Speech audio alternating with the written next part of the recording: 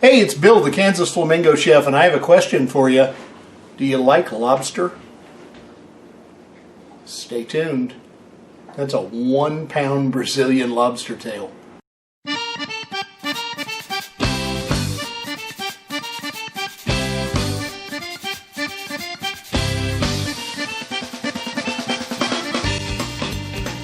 Before you can make a twice-baked potato, first you have to make a baked potato.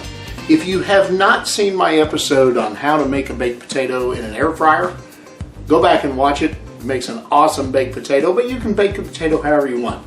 So I'm going to take this air-fried baked potato, I'm going to cut it in half, I'm going to take all the innards out, mix them together like you're making deviled eggs, then we're going to stuff it back in here and put it in the oven. I've got some green onion I'm going to chop, garlic butter, sour cream, and some shredded cheese.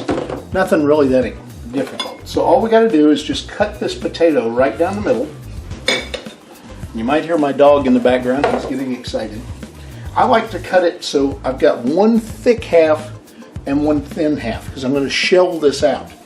Now you can do this with a spoon, you can do it with just about anything you want. I like to use a melon baller, but as far as this other side that I'm only making one, so the rest of this I'm going to throw away. I'm just going to peel the skin off of it as much as I can. With the other side, just go in here and scoop all this out. Once you've got everything scooped out into a bowl, I'll show you what's next. I've got my holdout potato, and I've got the potato that came out of it. I'm going to chop up a little green onion.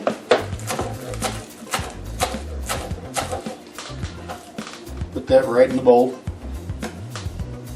We're going to add a little garlic butter.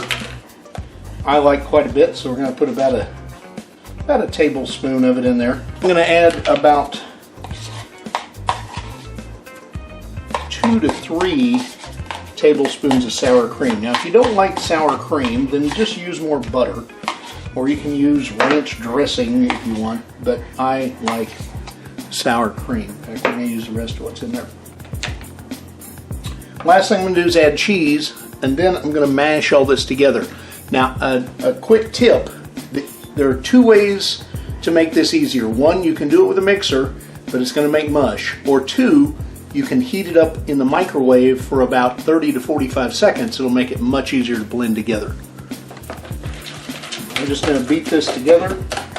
Like I said, if you want to use a mixer to really break it down, you can. I find that a whisk works because I don't like it really creamy. But if you want it that super creamy, almost like mashed potatoes, then by all means, use a hand or stand mixer. I want it slightly chunky, so it's still like a potato. Now, a lot of people will add bacon to this. If you want to do that, by all means, put bacon in it. I'm not doing bacon because I'm eating it seafood. I don't want bacon with my lobster. All we're going to do now is stuff this back into this shell. You can do it as pretty as you want. You can fill it from a pastry bag, or you can just dump it in there. I'm not entertaining anybody this evening other than me, so it's just going to go right back into the potato shell. I'm going to add a little salt and pepper on top of that. I'm going to put that into the oven at 350 and let it cook for about 20 minutes. It'll cook all that together. It's just awesome. What you see here is a 1-pound Brazilian lobster tail. That is not an optical illusion. That is amazing, amazing stuff. Now I'm going to show you how I separate it from the shell because I'm actually going to cook it on the pellet grill. I have no doubt you can search YouTube and find plenty of videos on how to prepare a lobster tail. I'm going to show you how I do it. I'm just going to insert the scissor right here and just cut all the way down to the tail. Now this first segment I'm going to tear completely off because I don't need them, and it also makes for better presentation. The rest of these I'm going to try to leave intact as much as I can, just kind of pulling the meat away from the shell with my thumb as I move down all the way to the last segment.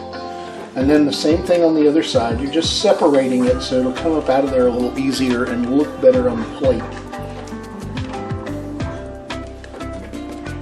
And then, now comes the tricky part. Once you've got it separated from the top of the shell, you got to get it separated from the bottom of the shell.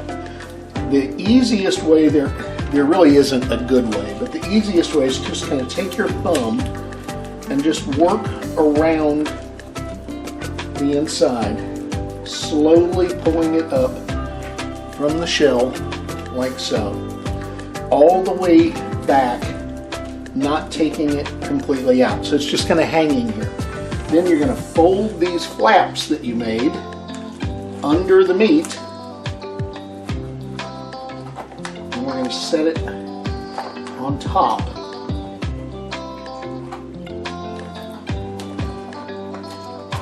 Spread it out like that. In doing that, it just looks better when you serve it on the plate. It just has that wow factor. Okay.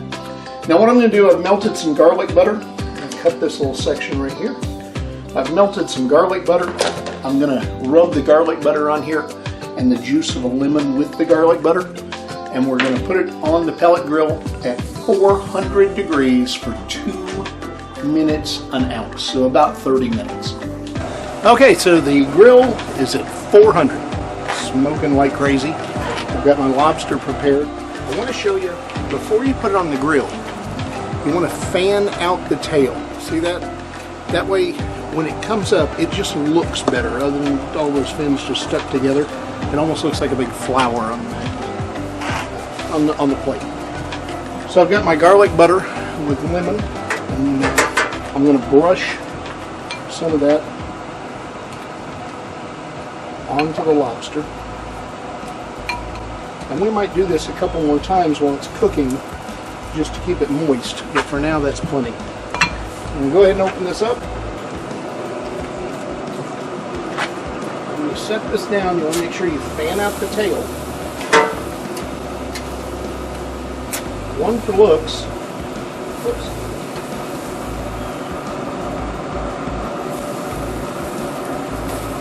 But that tail will also show you how fast the lobster's cooking. So I want you to see it on the grill, and you can adjust this any way you want it to look.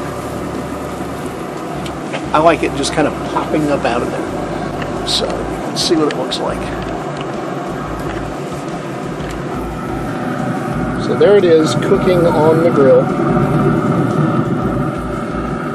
And it needs to cook for about 2 minutes an ounce.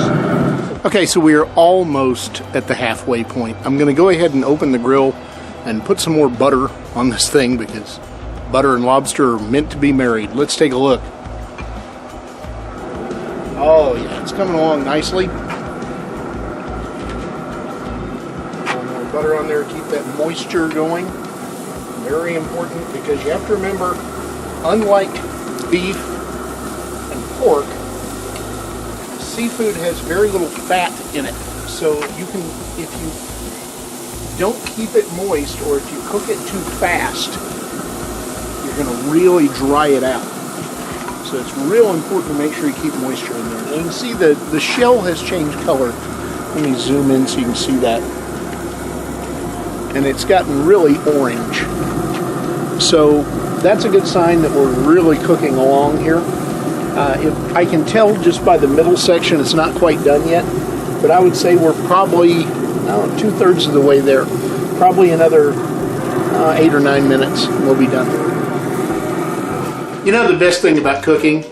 Eating. So let's do it. Let's plate this. Now behind me I've got this beautiful lobster tail.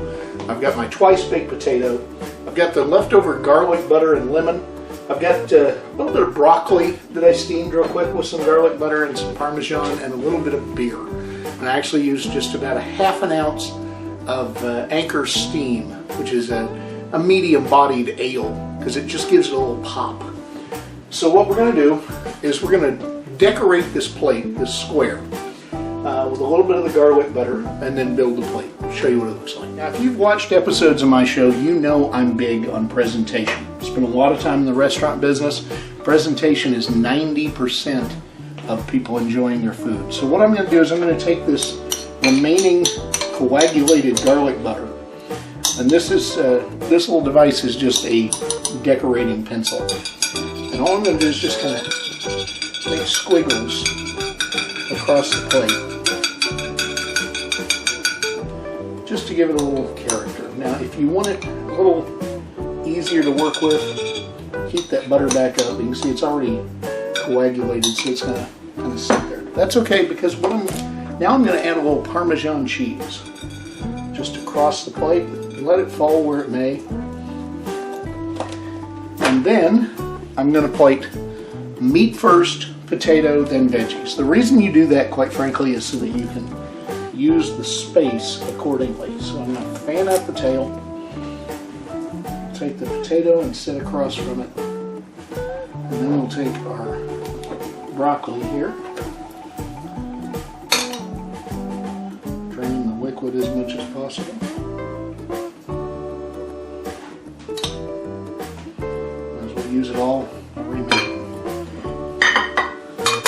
And last but not least, a lemon wedge, because we got seafood. I will show you what that looks like up close and personal in just a moment.